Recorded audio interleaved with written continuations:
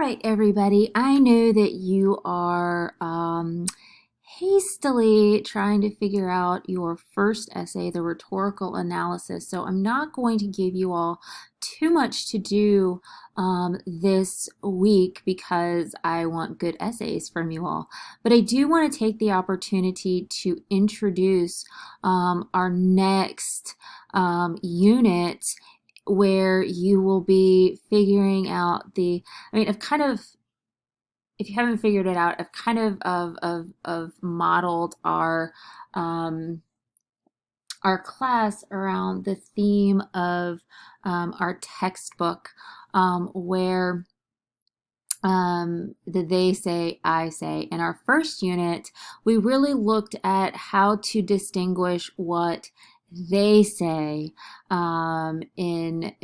or how other people present their own arguments, because that's essential moving forward when we try to figure out the I say, or when you write your own arguments. And this is the I say, or part of the I say.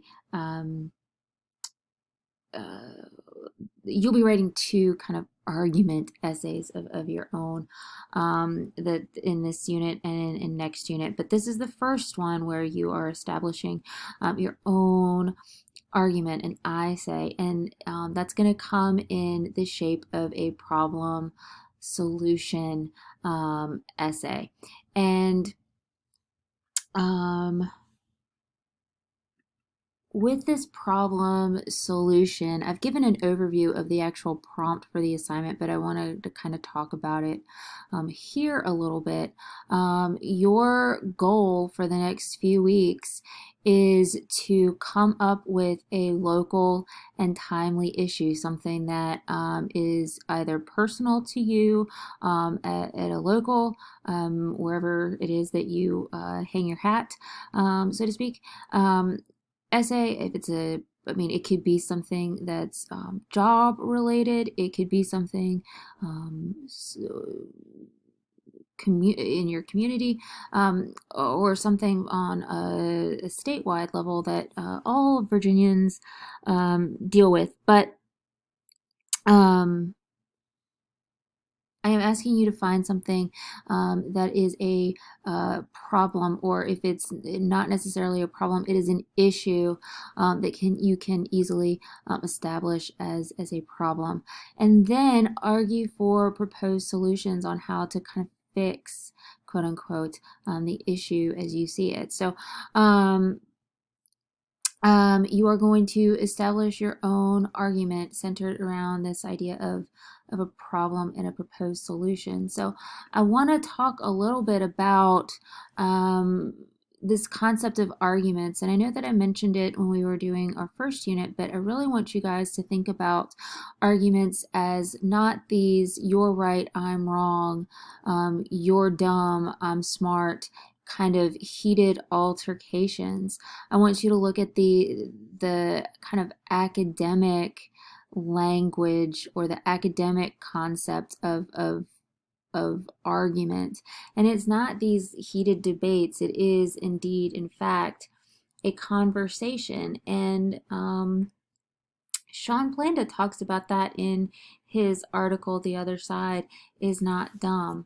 Arguments are conversations. All writing is an ongoing conversation, and different voices of that conversation are different perspectives. There is more than one way to see an issue. There is more than one way to see a kind of viewpoint. Issues have various viewpoints on all sorts of subjects, and you can agree, you can disagree, you can find something to both agree and disagree about.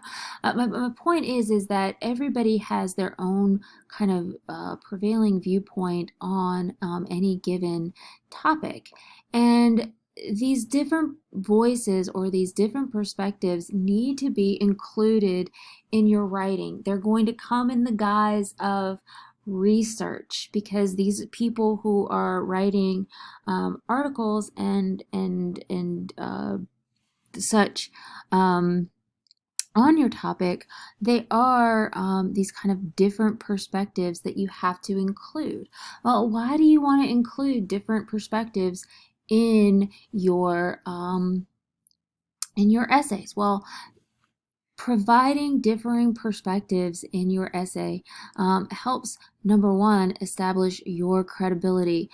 You have done your homework, and if you haven't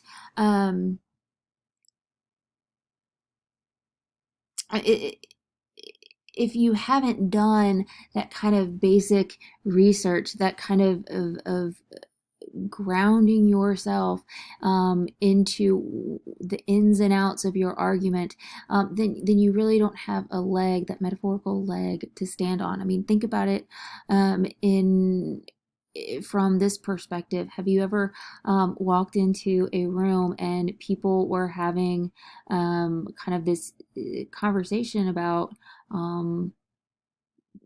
I don't know, anything, and they ask you for your opinion, and the first thing that you think of is, well, I can't give my opinion because I wasn't here for the first part of your conversation. So you have to do that research. You have to kind of go in to the topic with an understanding and a basis of everything before you kind of entered the room. So it helps establish your credibility.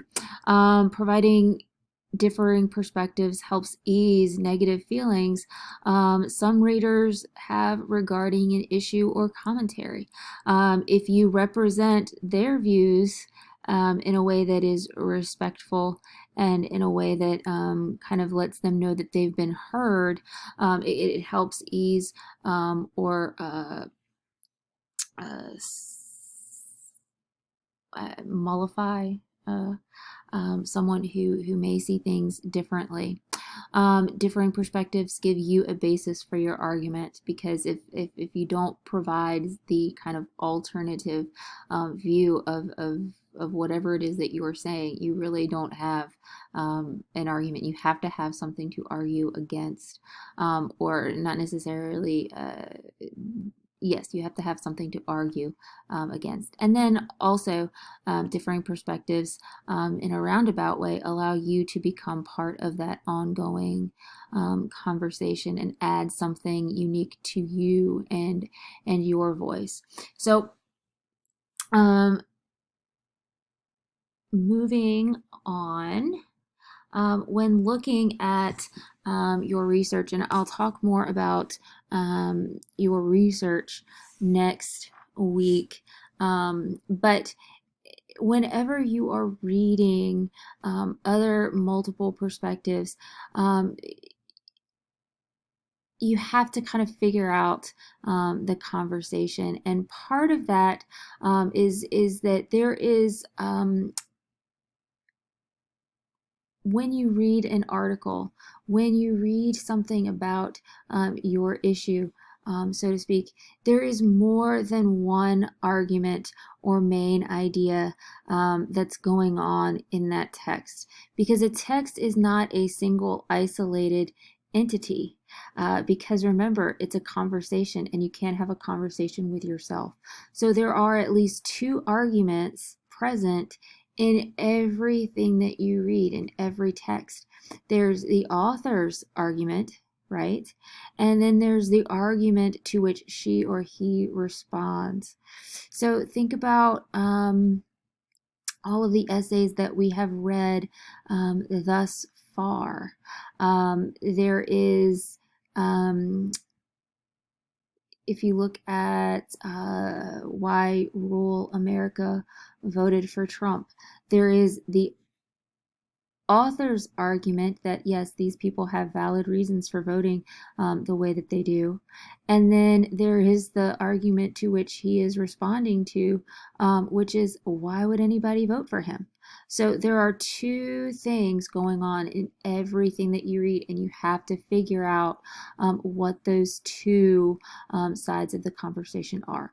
So, what I'd like for us to do this week, um, and I'll ask for you all to give me your input. I would like to have another kind of group conversation or a group activity this week. And I would also like for you guys to refresh your brains about the research process. So I have a research assignment for you all to do. Not a research assignment, you're not actually researching anything, but it's kind of a refresher for moving into your annotated bibliographies, which we will talk about next week. And then I also have a discussion board that I'd like for you all to do where you kind of throw out various issues and topics that could be something that you or someone else could consider when writing your problem solution paper. So I am going to leave you all here for now, and this is where we're going. This is where we're headed. And let me know if you have any questions, comments, or concerns.